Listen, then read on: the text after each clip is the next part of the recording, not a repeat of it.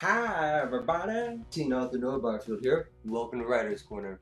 So I've had to deal with some stuff recently that I just feel like sharing with you all.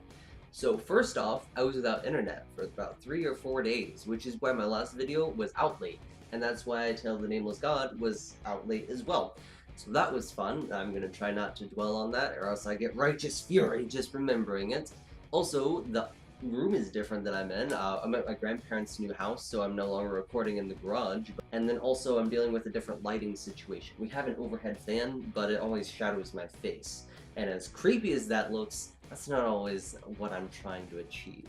So, before we just dive right into this, I know commonly this would be part of a series on world building, or galaxy building if you're into sci-fi, but I feel it's more important to cover the creative aspects of creating a race rather than delving into the more political or moral ones.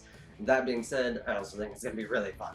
Oh, and this is a new shirt. Thank you for asking. It says Masterpiece, but peace, yeah, it's great. Let's get started! So here, how do we get started?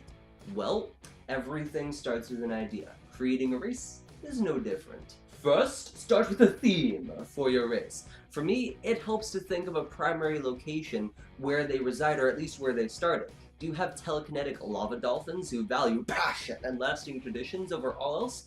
Or cyborg nomadic lizard people who traverse the desert wastes, replacing parts as they go, valuing adaptability and worshipping the night? Next, you want to solidify appearance, and you must ask yourself, what is common amongst my races? Doing this not only helps create a firm idea in your head and in the minds of your impressionable readers, but also creates a great baseline to work with.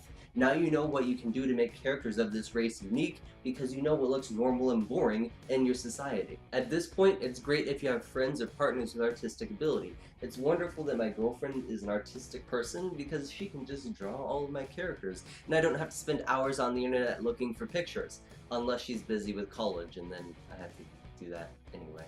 I personally can't draw at all whatsoever. I can do asymmetrical stick figures, so I'm just lucky my girlfriend thinks wood's sexy. That should be a shirt. Fortunately for me, hey, I got a little light line. Anyway, fortunately for me, I am really great at creating and solidifying these visions in my head and then letting artists bring them to life. And what helps me is to not only create the base standard for what is expected in these races' appearances, but also create what is an outlier, so that way I have a medium to work with. For instance, do the lizard nomads value highly albinos because they reflect the sun and heat easier, or do they value the color of their skin as a weakness? A really great thing to do is to look at the differences in humanity and superimpose those onto different species in the animal kingdom. And then you can expand from there, but I warn you, it's gonna get weird. You're also going to have to ask yourself this question that's been burning inside of you.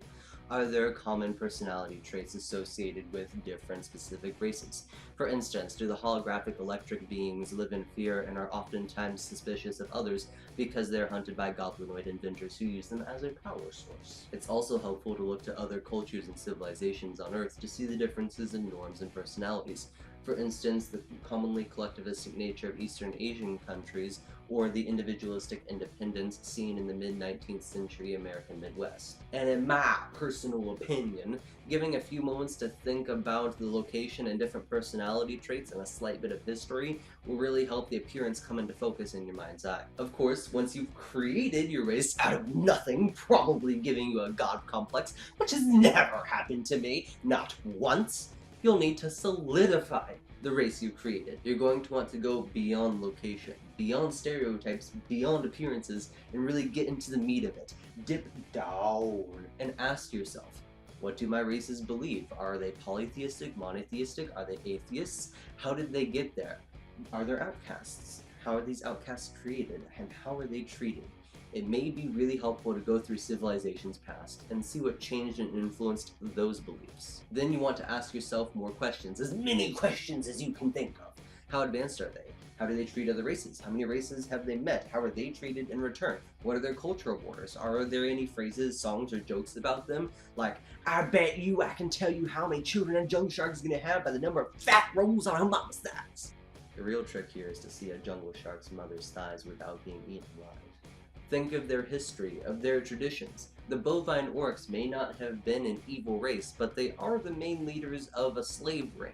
However, were they historically hunted and preyed upon until they had no choice but to do the same that were weaker than themselves? And ask yourself, really ask yourself, think about it long and hard. How do they affect and change the world? What consequences, as a race, do they render? Beyond this, I have a few suggestions when you're creating races. Be observant of the differences and similarities in various different civilizations and ethnicities. Take a note at how different people are, even when living in the same town. Also, a fun exercise that I like to do that really helps me is to imagine each person as their own sci-fi or fantasy race. Imagine a race of gelatinous, floating orbs that have personalities roughly similar to one of your friends. I'm pretty sure you can do it. As a precautionary warning, don't create good and evil races. It doesn't look good and it doesn't make sense. Dig deeper than that and explore the good and bad in all races. Read books and watch movies with different races. Epic fantasy and science fiction is gonna be your friend here. If you're looking for inspiration beyond that, check out artwork online, places like DeviantArt, Pinterest, Instagram, Tumblr, or even your search engine. I feel so old saying search engine. It sounds outdated. Like, step right up, check out this newfangled search engine, so much more advanced than your common steam engine. And for my final tip, it may be a bit nerdy, but okay, I'm a level with you. It's a lot nerdy. But play some pen and paper RPGs. Try your hand at a game like Dungeons & Dragons, as the detail in that will really inspire you with your own races and your own characters. And if you don't want to play, though I highly suggest you do, at least check out the player guidebooks, as it may serve as a greater source of inspiration, seeing the level of detail and history that they put into it. And if you're looking for a book with anthropomorphic talking animal races living side by side with humans and gods, well then check out Legendland. And I would hold it up, but all my copies are packed away. Though you can get it on iTunes, Amazon, Barnes & Noble, Smashwords, my publisher's website, and my website, www.arc-storm.com. And if you order off of there, I'll personally cite it for you. And leave a really special message in there. Now, aren't you thinking, aren't all autographs really special? No. Mine are super special. Oh, and I just added my new playlist for writers. It's the sexy/romantic playlist, and it has like 33 songs.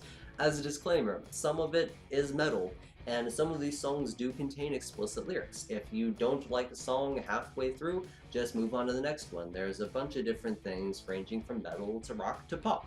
So I'm sure you'll find something you enjoy. So just skip to a song you like, or listen to the whole thing.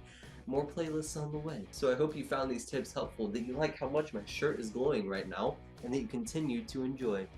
Normal? Wild. Normal? Wild. Ooh, video done. Time to eat. Hi everyone, I hope you enjoyed the video. Stalk me online at Facebook, Twitter, Goodreads, and YouTube obviously. Please subscribe and comment below. Now if you're wanting the whole Legendland package, check out Legendland Tale of the Nameless God on Wattpad, updated every Friday. Watch some of my other videos, you might see something you enjoy, and I hope to see you next week.